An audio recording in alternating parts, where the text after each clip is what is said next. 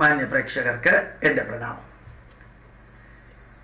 ചില വാക്കുകൾ, ചില പ്രവൃത്തികൾ, ചില പ്രചരണങ്ങൾ, ചില വീക്ഷണങ്ങൾ നിരന്തരം ആവർത്തിച്ചാൽ അത് സത്യമാണെന്ന് എല്ലാവരും വിചാരിക്കും. ഞാനൊരു 5-6 മാസം മുമ്പ് അമേരിക്കയിൽ പോയിരുന്നു. ഒരു 2-3 ഗ്രൂപ്പ് ഫാമിലി ഗെറ്റ് ടുഗദറിന്റെ ക്ലാസ് വെച്ചിരുന്നു. അവരൊക്കെ ഭജന ഗ്രൂപ്പാണ്, ഹിന്ദുക്കളുടെ ഭജന ഗ്രൂപ്പ്. ഇവിടെ ഭജന അല്ലാതെ ഹൈന്ദവ ധർമ്മത്തെക്കുറിച്ച് എന്തെങ്കിലും പ്രഭാഷണം നടത്തിയാൽ ആ ഭജന ഗ്രൂപ്പുകാർക്കൊക്കെ ഭയങ്കര ടെൻഷനാണ്. ഇയാൾ ഹിന്ദു മത വർഗീയതയെക്കുറിച്ച് പറയുന്നു. നമുക്ക് ഈ വർഗീയ പ്രസംഗമൊന്നും വേണ്ട. മഹാവിഷ്ണുവിനെ കുറിച്ച് പറഞ്ഞാലും വർഗീയതയാ, വേദത്തെക്കുറിച്ച് പറഞ്ഞാലും വർഗീയതയാ, ഭഗവത്ഗീതയെ കുറിച്ച് പറഞ്ഞാലും വർഗീയതയാ. അത് കാരണം നമുക്ക് പ്രഭാഷണമേ വേണ്ട. മലയാളികള് അമേരിക്കയില് ഒരു 50 വർഷം പുറകോട്ടാണ്, തനി പ്രിമിറ്റീവാണ്. കേരളീയര് ഇപ്പൊ നിൽക്കുന്ന ലെവല് ഇന്ത്യയിൽ ഒരു 10 വർഷം മുമ്പോട്ടാണ്. ഇവിടെ നിന്ന് കുറെ കാലം മുമ്പ് പോയവര് ഭഗവത്ഗീതയെ കുറിച്ച് ആരെങ്കിലും ക്ലാസ് എടുത്താൽ അത് വർഗീയതയാണ്. അവർക്ക് ഭാഗവതം എടുത്തു കഴിഞ്ഞാൽ വർഗീയതയാണ്. ഈ ഭജന കുഴപ്പമില്ല, കാരണം ഞാൻ പോർട്ടിലേക്ക് പാർട്ടി ഉണ്ട്. ഭജന കഴിഞ്ഞാൽ ഓരോ വീട്ടിൽ നിന്ന് ഓരോ സാധനങ്ങൾ തിന്നാൻ കൊണ്ടുവരും. ഒരു 10-25 ഐറ്റം പൊളിറ്റിക്സും രാഷ്ട്രീയവും പറഞ്ഞുകൊണ്ട് ഭംഗിയായിട്ട് കഴിക്കാൻ സാധിക്കും. എല്ലാ ഗ്രൂപ്പിന്റെയും അവസ്ഥ ഇതല്ല. ശരിക്കും ഞാനവിടെ പോയപ്പോഴത്തേക്കും പരിപാടികൾ ഓർഗനൈസ് ചെയ്ത വ്യക്തികൾ തന്നെ പറയുകയുണ്ടായിരുന്നു, സാറിന്റെ പ്രഭാഷണവും മറ്റുള്ളവരുടെ പ്രഭാഷണമൊക്കെ അറേഞ്ച് ചെയ്യാൻ വേണ്ടി മുൻകൈ എടുത്തത് കൊണ്ട് ഞങ്ങളുടെ ഭജന മണ്ഡലിയിൽ തന്നെ സ്പ്ലിറ്റ് ഉണ്ടാവുമോ എന്നൊരു സംശയമുണ്ട്. കാരണം ഹിന്ദുക്കളെ കുറിച്ച് എന്ത് പറഞ്ഞാലും വർഗീയതയാണ് എന്നുള്ളതാണ്. അപ്പൊ ഇതൊരു ധാരണ വെച്ചിരിക്കുകയാണ്. പുരോഗമനവാദികള് എന്ന് പറഞ്ഞാൽ അവർ പുരോഗമനം തനി പ്രാകൃതമായിട്ടുള്ളത് വെച്ചുകൊണ്ടിരുന്നാൽ പുരോഗമനവാദികളാണ്. ബുദ്ധിജീവികള് എന്ന് പറഞ്ഞാൽ അവരെ പിന്നെ ചോദ്യം ചെയ്യാനേ പറ്റില്ല. ആരോ കൊലവിളിച്ച് നടക്കുന്ന രാഷ്ട്രീയ പാർട്ടിയിലെ ആൾക്കാർ തന്നെയാണ് അസഹിഷ്ണുതയെ കുറിച്ച് പറയുന്നത്. അവനവന്റെ പാർട്ടിയിൽ നിന്ന് പോയവരൊക്കെ കൊല്ലുന്നവരാണ് അസഹിഷ്ണുതയ്ക്ക് വേണ്ടി അതിനെതിരെ വാദിക്കുന്നത്. അവരെന്ത് പറഞ്ഞാലും, ഇവിടെ കേരളത്തില് ക്രിസ്ത്യാനികള് മുസ്ലിങ്ങൾ എന്ത് ചെയ്താലും അത് മതേതരത്വമാണ്. ഹിന്ദുക്കൾ എന്ത് ചെയ്താലും അത് വർഗീയതയാണ്. ഇത് പറഞ്ഞ് അങ്ങ് പ്രചരിപ്പിച്ചിരിക്കുകയാണ്. ഇത്രയും ഞാൻ പറഞ്ഞ എന്തിനറിയോ? വേറൊരു കാര്യം പറയാനാണ്. പണ്ട് 3 വർഷം മുമ്പ് ലവണതൈലം എന്നൊരു അഡ്വർടൈസ്മെന്റ് ഉണ്ടായിരുന്നു. ഓട്ടോറിക്ഷക്കാരെ പോലും കാണിച്ചിട്ട് ലവണതൈലം, അത് ആയുർവേദമാണ്, അതിൽ കെമിക്കൽ ഇല്ല, എൻ്റെ തടി ഇത്രയും കുറഞ്ഞു. അണ്ടർവെയർ വരെ കാണിച്ചിട്ട്, അണ്ടർവെയർ ശരീരം ചെറുതായത് കാണിക്കാണ്, അണ്ടർവെയർ ലൂസായത് കാണിച്ചിട്ട്. ലവണതൈലം ഭയങ്കര മാർക്കറ്റ്. എൻ്റെ അകന്ന ഒരു ബന്ധുവിൻ്റെ വീട്ടിലാണ് ലവണതൈലം ഉണ്ടാക്കുന്ന വ്യക്തിയും അവരുടെ ജോലിക്കാര് 10-70 ആസാമികളും താമസിക്കുന്നത്. ചാലക്കുടിക്കടുത്ത് അന്നമനട എന്ന് പറയുന്ന സ്ഥലത്താണ് അവർ താമസിക്കുന്നത്. ഞാൻ അവരെല്ലാവരെയും കണ്ടിട്ടുമുണ്ട്. അതിൽ ഈ ലവണതൈലം ഉണ്ടാക്കുന്ന കമ്പനിയുടെ ഡയറക്ടർ, ഓണർ, അയാൾക്ക് അമിത്ഷായേക്കാളും കൂടുതൽ തടിയുണ്ട്. അയാൾ വാതിൽക്കൽ കൂടി നേരിട്ട് കിടക്കില്ല. ഈ 127 കോടി രൂപയുടെ ബിസിനസ്സാണ് ലവണതൈലത്തിന് നടന്നിരുന്നത്. അതിൽ ഏതാണ്ട് 97 കോടി, അയാൾ തന്നെ പറഞ്ഞതാണ്, ഞാൻ നിങ്ങളോട് പറഞ്ഞത്, 97 കോടി രൂപ അഡ്വർടൈസ്മെന്റിനാണ്. ഒരു 10 കോടിയുടെ അടുത്ത് വാടക, ഫാക്ടറി ചെലവ്, അതെല്ലാം. ബാക്കി ഒരു 7-8 കോടി രൂപകൾക്ക് ലാഭമാണ്. ഞാൻ അത് യൂട്യൂബിൽ അതിനെതിരെ പറയുകയുണ്ടായി. എന്താ സംഭവം അറിയോ?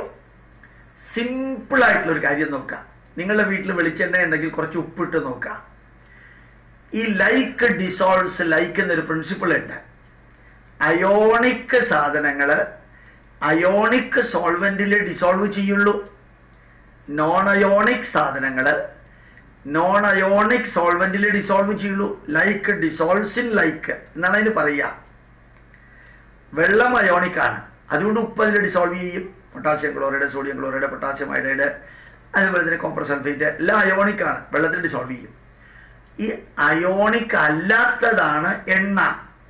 എണ്ണ അയോണിക് അല്ല. അതിൽ അയോണിക് ആയിട്ടുള്ള സാധനം ഡിസോൾവ് ചെയ്യില്ല. എണ്ണയിൽ അയോണിക് അല്ലാത്ത വാക്സ് ഡിസോൾവ് ചെയ്യും. എണ്ണയിൽ അയോണിക് അല്ലാത്ത ടാറ് ഡിസോൾവ് ചെയ്യും. എണ്ണയിൽ അയോണിക് അല്ലാത്ത ചക്കപ്പശ ഡിസോൾവ് ചെയ്യും. എണ്ണയിൽ അയോണിക് അല്ലാത്തത് കൊണ്ട്. അപ്പൊ സിമ്പിൾ LKG ലെവലില്, ലോവർ പ്രൈമറി ലെവലിലുള്ള നോളജാണ് ലവണ തൈലം എന്ന സാധനമില്ല. ലവണം തൈലത്തിൽ ഡിസോൾവ് ചെയ്യില്ല. അപ്പൊ പിന്നെ എങ്ങനെയാ ലവണ തൈലം ഉണ്ടാക്കാം? ഇത്രയും ഞാൻ പറഞ്ഞത് എന്തുകൊണ്ടറിയോ? ഈ ലവണതൈലം ഉണ്ടാക്കുന്ന കമ്പനിയുടെ ബിസിനസ്സും അഡ്വർടൈസ്മെന്റും കണ്ടിട്ട് കേരളത്തിലെ പ്രഗത്ഭരായ ആയുർവേദ കമ്പനികൾ ലവണതൈലം ഉണ്ടാക്കാൻ തുടങ്ങി. അതായത് ഇവർക്കറിയാം ഇങ്ങനൊരു സംഭവം ഇല്ല ആയുർവേദത്തില്. മിനിമം കോമൺ സെൻസ് അനുസരിച്ചിട്ട് ലവണം തൈലത്തിൽ അലിയില്ല. ഇല്ലാത്ത ഒന്നിനെ പറഞ്ഞ് ഉണ്ടാക്കിയതാക്കി 127 കോടി രൂപയുടെ ബിസിനസ്. ഞാൻ നേരത്തെ പറഞ്ഞ എക്സാമ്പിൾ അസഹിഷ്ണുതയെക്കുറിച്ച് പറഞ്ഞതും ന്യൂനപക്ഷത്തെക്കുറിച്ച് പറഞ്ഞതും വർഗീയതയെക്കുറിച്ച് പറഞ്ഞതും എല്ലാം മനസ്സിലായല്ലോ ഇല്ലേ? ബുദ്ധിജീവികളെക്കുറിച്ചും എല്ലാം ഞാൻ പറഞ്ഞത് നിങ്ങൾക്ക് മനസ്സിലായി. ഇനി ഇതേപോലെ ഇതിലേക്കൊന്ന് എക്സ്ട്രാപ്പുലേറ്റ് ചെയ്ത് നോക്കാം. ഇല്ലാത്ത ഒന്ന്, ഇല്ലാത്ത കറുത്ത പൂച്ചയെ ഇരുട്ടുമുറിയിൽ തപ്പുക, searching for the black cat which is not there in the dark room. ഒരിക്കലും ലവണവും തൈലവും തമ്മിൽ ചേരില്ല. ഇല്ലാത്ത ഒന്നിനെ അഡ്വർടൈസ്മെന്റ് കൊടുത്ത് ജനങ്ങളെ കൊണ്ട് അംഗീകരിപ്പിച്ച് പറ്റിച്ച് ചതിച്ച് വഞ്ചിച്ച് ബിസിനസ് ഉണ്ടാക്കി അതില്ലാതെയാക്കിയത് ഡോക്ടർ എൻ ഗോപാലകൃഷ്ണൻ. ഇതുപോലെ നമുക്ക് ചിലത് ഇല്ലാണ്ടാക്കേണ്ടതുണ്ട്. അതിലൊന്നാണ് ഈ വലംപിരി ശങ്ക. അതിലെ മറ്റൊന്നാണ് ഈ മേരു യന്ത്രം വിദ്യ. ഇതിലെ മറ്റൊന്നാണ് കോഴിയറക്കല്, ആനയെ ഉപയോഗിച്ച് ഉത്സവം നടത്തൽ. ഇതൊന്നും നമ്മുടെ പൈതൃകത്തിന്റെ ഭാഗമല്ല, ചേർത്തതാ ഇടയ്ക്ക്. അതേപോലെ വേണ്ടതിനും വേണ്ടാത്തതിനും ജ്യോതിഷത്തിൽ നന്മകളുണ്ട്, ജാതകം നോക്കുന്നതിൽ നന്മകളുണ്ട്. അത് ഞാൻ വിവരിക്കാം. പൊരുത്തം നോക്കുന്നതിലില്ല. ഡേഞ്ചറസ് ആണത്.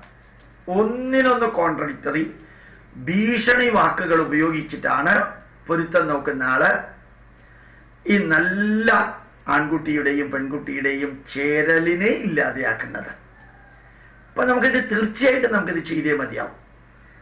അതിന്റെ കൂട്ടത്തിൽ ഞാൻ ഒന്നുകൂടി പറയാൻ ഉദ്ദേശിച്ചത് ഈ അമ്പലങ്ങളിൽ ഷർട്ട് ഊരിയിട്ട് കയറേണ്ടി വരുന്നത്. ഓരോ അമ്പലവാസിയും അറിയണം, ഇത് കീഴ്വഴക്കം മാത്രമാണ്, ആചാരമല്ല. പണ്ടുള്ളവരിട്ടിരുന്നില്ല. പണ്ട് ഷർട്ട് തന്നെ ഉണ്ടായിരുന്നില്ല. പിന്നെ എങ്ങനെ ഷർട്ട് ഇടുക? പണ്ട് ഇലക്ട്രിസിറ്റി ഉണ്ടായിരുന്നില്ല. അമ്പലങ്ങളിൽ വിളക്ക് മാത്രമേ ഉപയോഗിച്ചിരുന്നുള്ളൂ. ഇപ്പൊ ഇലക്ട്രിസിറ്റി ഉപയോഗിക്കണില്ലേ? അമ്പലങ്ങളിൽ ഇപ്പൊ പമ്പ് ഉപയോഗിക്കുന്നില്ലേ? അമ്പലങ്ങളിൽ ഇപ്പൊ ഗ്യാസ് ഉപയോഗിക്കുന്നില്ലേ വിറകിന് പകരം? അമ്പലങ്ങളിൽ വാഷിംഗ് മെഷീൻ വരെ ഉപയോഗിക്കുന്നില്ലേ? മുറിച്ച മുണ്ട് തന്ത്രി ഉടുക്കരുത് എന്ന് പറഞ്ഞു. മുറിക്കാത്ത മുണ്ട് ലോകത്തിൽ കിട്ടുമോ? നമ്മള് പത്മനാഭസ്വാമി ക്ഷേത്രത്തിൽ ചുറ്റുവിളക്കിന് പകരം ഇലക്ട്രിസിറ്റി ലാമ്പാണ്. നമ്മൾ മാറ്റിയില്ലേ കുറെ? നമ്മൾ നല്ല അൾട്രാ മോഡേൺ മില്ലിൽ നിന്ന് കിട്ടുന്ന അരിയല്ലേ ഉപയോഗിക്കുന്നത് പായസം ഉണ്ടാക്കാൻ? കൈക്കുത്തരിയാ ഉപയോഗിക്കണേ? മിൽമ പാലല്ലേ ഉപയോഗിക്കുന്നത്? പശുവിന്റെ പാല് കിട്ടാനുണ്ടോ? ഗുരുവായൂർ അമ്പലത്തിലും അമ്പലപ്പുഴയിലും ഒക്കെ പായസം ഉണ്ടാക്കാൻ മിൽമ പാലല്ലേ? അത് പ്രോസസ് ചെയ്തതല്ലേ? പാസ്ചറൈസ് ചെയ്ത പാലല്ലേ? അതിലൊക്കെ നമുക്ക് മാറ്റം വരുത്താം. അതിലൊക്കെ മാറ്റം വരുത്താമെങ്കിൽ ഷർട്ട് ഇട്ടുകൊണ്ട് അമ്പലത്തിലേക്ക് കയറാൻ സാധിക്കണം. അത് യുക്തിവാദികളോ ബുദ്ധിജീവികളോ CPM-കാരോ DYFI-കാരോ അല്ല തീരുമാനിക്കുന്നത്. ഒരമ്പലത്തിലെ ഭാരവാഹികൾ തീരുമാനിക്കണം. അങ്ങോട്ട് എതിർപ്പൊക്കെ ഉണ്ടാവും, അതൊക്കെ അതിന്റെ ഭാഗമാണ്. ഒന്നും അറിയാത്തവരാണ് എതിർക്കുന്നത്.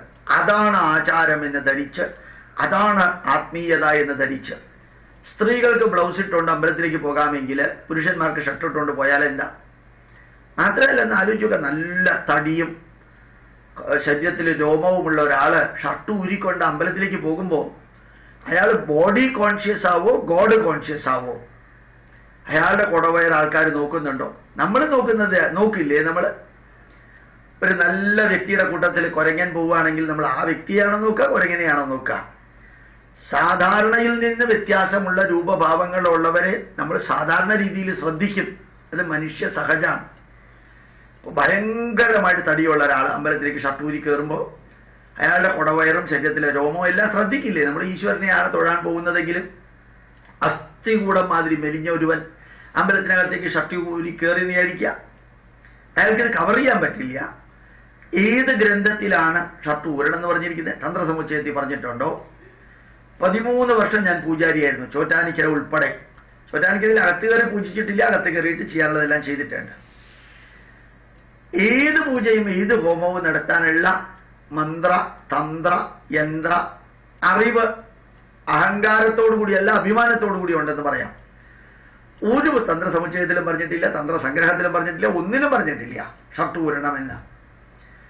ഈ ഷർട്ടിലെ വിയർപ്പ്, തിരക്കുള്ള അമ്പലത്തിൽ എൻ്റെ വിയർപ്പ് മറ്റൊരുവന്റെ ശരീരത്തിൽ തൊടുന്നത് ഡേഞ്ചറസ് ആണ്. എനിക്ക് ചുണങ്ങുണ്ടെങ്കിൽ അയാൾക്ക് ചുണങ്ങുണ്ടാവും, എനിക്ക് സ്കിൻ ഡിസീസ് ഉണ്ടെങ്കിൽ മറ്റേ സ്കിൻ ഡിസീസ് ഉണ്ടാവും എൻ്റെ വിയർപ്പ് തൊട്ടാൽ. അമ്പലത്തിൽ പോകുന്നത് സന്തോഷത്തിന് വേണ്ടിയിട്ടാണ്. അത് ദുരിതമാവാൻ തുടങ്ങിയാൽ എങ്ങനെയും ശരിയാവുക? ഞാൻ ചോറ്റാനിക്കരയിൽ പണ്ട് ക്യൂ നിന്ന് തൊഴാൻ പോയപ്പോൾ ഞാൻ അമ്പലത്തിൽ പോയി തൊഴാറില്ല, പുറത്തുനിന്നേ തൊഴാറുള്ളൂ. ക്യൂവിൽ നിന്ന് പുറകിൽ നിന്നൊരു പുഷിങ് വന്നു. ഞാൻ അറിയാതെ മുമ്പിലുള്ളവന്റെ മേത്തേക്ക് വീണു. അയാളുടെ പുറകിൽ നിറച്ച് ചൊറിയായിരുന്നു, ഞാൻ ശ്രദ്ധിച്ചുമില്ല. ഒരു ഷർട്ട് ഉണ്ടായിരുന്നെങ്കിൽ ആ ചൊറി എൻ്റെ തൊലിയിൽ വരില്ലായിരുന്നു, ഷർട്ടിലേ വരുള്ളൂ, ഷർട്ട് അടയ്ക്കാൻ മതി. ഇത് ഈ ക്യൂ മുഴുവനും കഴിഞ്ഞ് അമ്പലത്തിനകത്തെ പ്രദക്ഷിണം വെച്ചതിന് ശേഷം എനിക്ക് പുറത്തേക്ക് വരാൻ പറ്റില്ല, പുറകോട്ട് പോകാനും നിവൃത്തിയില്ല. ഇയാളുടെ ചൊറിയിലെ എല്ലാം ശരീരത്തിൽ വെച്ചുകൊണ്ട്. എന്തിനാ നമ്മളെങ്ങനെ? നമ്മുടെ പൈതൃകത്തിലുള്ളതല്ല. ഭാരതത്തിലെ ഒരു സംസ്ഥാനത്തും ഷർട്ട് ഊരണമെന്ന് നിർബന്ധമില്ല. ശബരിമലയിലില്ല, ആറ്റുകാൽ ഭഗവതി ക്ഷേത്രത്തിലില്ല. ഇപ്പൊ എത്രയോ അമ്പലങ്ങളിൽ ഷർട്ട് ഊരേണ്ട ആവശ്യമില്ല. SNDPക്കാരുടെ അമ്പലങ്ങളിലില്ല. NSSകാർ മാറ്റണം, RSSകാർ മാറ്റണം, ക്ഷേത്ര സംരക്ഷണ സമിതിക്കാർ മാറ്റണം. ഇത് ആചാരമോ നമ്മുടെ ധർമ്മമോ നമ്മുടെ പൈതൃകമോ നമ്മുടെ ആത്മീയതയോ ആയിട്ട് ഇതിന് യാതൊരു ബന്ധമില്ല. ഇടക്കാലത്ത് ഉണ്ടാക്കിയതാണ്. എൻ്റെ അച്ഛൻ ഷർട്ട് ഇടാറില്ല. അച്ഛൻ്റെ കാലത്ത് ജീവിച്ചിരിക്കുന്നതിൽ അതിനൊരു 19 വർഷങ്ങൾക്ക് മുമ്പ് ജീവിച്ചിരുന്നത് 90% പേര് ഷർട്ട് ഇടാറില്ല. 100 വർഷം മുമ്പുള്ള കോട്ടയത്തെ CMS കോളേജിൻ്റെ ഒരു ഫോട്ടോ ഞാൻ കണ്ടു. അതിൽ ആരും ഷർട്ട് ഇട്ടിട്ടില്ല. കോട്ടയം CMS കോളേജിൻ്റെ 100 വർഷം മുമ്പുള്ള ഒരു ചിത്രത്തിൽ ഒരാൾ ഷർട്ട് ഇട്ടിട്ടില്ല. അപ്പൊ പിന്നെ 100 വർഷം മുമ്പ് ഇല്ലാത്തൊരു ഷർട്ട്, അല്ലെങ്കിൽ 150 വർഷം മുമ്പ് ഇല്ലാത്ത ഷർട്ട് അവര് പണ്ടിട്ടിരുന്നില്ല, അതുകൊണ്ട് ഇപ്പൊ നമ്മൾ ഇടാൻ പാടില്ല എന്നുണ്ടെങ്കിൽ കുറെ അധികം കാര്യങ്ങൾ പാടില്ല. അരയ്ക്ക് താഴെയുള്ളത് മറയ്ക്കാമെങ്കിൽ അരയ്ക്ക് മുകളിലുള്ളത് മറച്ചാൽ എന്താ കുഴപ്പം? അരയ്ക്ക് താഴെയുള്ളത് മറയ്ക്കാമെന്ന് ആരാ പറഞ്ഞിരിക്കുന്നേ? ഒന്ന് ചിന്തിക്കേണ്ടേ നമ്മള്. പണ്ട് കോണകം മാത്രമേ കൊടുത്തിരുന്നുള്ളൂ, അതുകൊണ്ട് ഇപ്പോഴും എല്ലാവരും കോണകം കൊടുക്കണം എന്ന് പറഞ്ഞാൽ നടക്കണ കാര്യമാണ്. ഇപ്പൊ അണ്ടർവെയറും ഷെഡിയൊക്കെ വേണം. മോഡേൺ ആയിട്ടുള്ള ലോകത്തില് പ്രാകൃതമായിട്ടുള്ളതാണ് ആചാരമെന്ന് നമ്മുടെ പൂർവികര് പറഞ്ഞിട്ടില്ല. ഇന്നലെ ഞാൻ പറയുകയുണ്ടായി, താതസ്യ കൂപോയമിതി ബ്രുവാണ് കാ പുരുഷ ക്ഷാരജലം പിബതി. അച്ഛൻ കുഴിച്ച കിണറാണ് അത് എന്ന് പറഞ്ഞ് അച്ഛനോട് ബഹുമാനം കാണിക്കാൻ കിണറ്റിലെ ഉപ്പുവെള്ളം കുടിക്കേണ്ട കാര്യമൊന്നുമില്ല. അവർ ചെയ്തിട്ടുണ്ട് അന്നത്തെ കാലഘട്ടത്തിൽ. അത് യോജിച്ചതായിരുന്നിരിക്കാം, അല്ലായിരുന്നിരിക്കാം. ഇന്ന് നമ്മൾ 21ാം നൂറ്റാണ്ടിലാണ് ജീവിക്കുന്നത്. അതനുസരിച്ച് ജീവിക്കാൻ പഠിക്കണം. ഇന്ന് ഓർമ്മിക്കുക, ഞാനൊരു യുക്തിവാദിയുടെ ദൃഷ്ടിയിലൂടെ അല്ല പറയുന്നത്, ഒരു നിരീശ്വരവാദിയുടെ ദൃഷ്ടിയിലൂടെ അല്ല. സുധാകരന്റെ ബുദ്ധിസ്ഥിരതയില്ലാത്ത രീതിയിലുള്ള വാക്കുകൾ പോലെയുമല്ല പറയുന്നത്. നല്ലോണം ചിന്തിച്ചിട്ടാണ് ഞാൻ പറയുന്നത്. ആ മണ്ഡലത്തിൽ അഭിപ്രായം പറയാൻ യോഗ്യതയുള്ള വിരലിൽ എണ്ണാവുന്ന വ്യക്തികളിൽ ഒരാളെന്നുള്ള രീതിയിലാണ് ഞാൻ ആ വിഷയത്തിൽ പറയുന്നത്. പ്രണാമം, നമസ്കാരം.